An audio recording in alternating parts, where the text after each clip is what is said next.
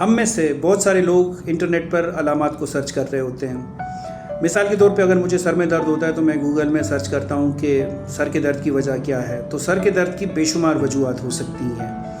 یا اگر مجھے بخار ہوتا ہے اور میں گوگل سے پوچھتا ہوں کہ 101 بخار کی کیا وجوہات ہو سکتی ہیں، تو اس میں بہت ساری وجوہات ہو سکتی ہیں۔ میں یہ نہیں کہہ رہا کہ انفارمیشن غلط مل رہی ہے، لیکن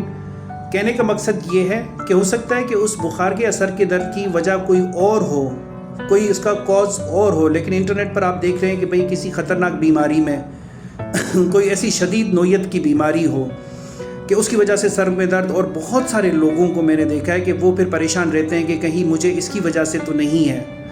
یا مجھے کوئی کینسر تو نہیں ہے، یا مجھے کوئی فالج تو نہیں ہونے والا جو مجھے سر میں درد ہونے والا ہے۔ تو کہنے کا مقصد یہ ہے کہ جو کمپیوٹر ہے یا انٹرنیٹ ہے وہ تو مشین کی طرح کام کرتا ہے، رائٹ؟ اگر آپ کسی ڈاکٹر کے پاس جاتے ہیں تو وہ آپ کی ہسٹری لیتے ہیں، ایگزامینیشن کرتے ہیں، اور باقاعدہ ٹیسٹنگ کے بعد بیماری کو تشخیص کیا جاتا ہے اگر ٹیسٹنگ کی ضرورت ہے۔ تو کہنے کا مقصد یہ ہے کہ انفارمیشن ضروری ہے، لیکن ہیلتھ کے معاملے میں میرا یہ مشورہ ہوگا کہ پڑھ سکتے ہیں، لیکن اگر اوتھینٹک سورس اور گوگل پر لکھا ہوا ہے کہ فیملی کے لیے یہ انفارمیشن ہے اس بیماری کی، وہ ضرور پڑھیں، لیکن بیماری کو ڈائگنوز کرنے کے لیے آرٹیفیشل انٹیلیجنس کا سہارا لیا جائے یا گوگل پر پوچھا جائے تو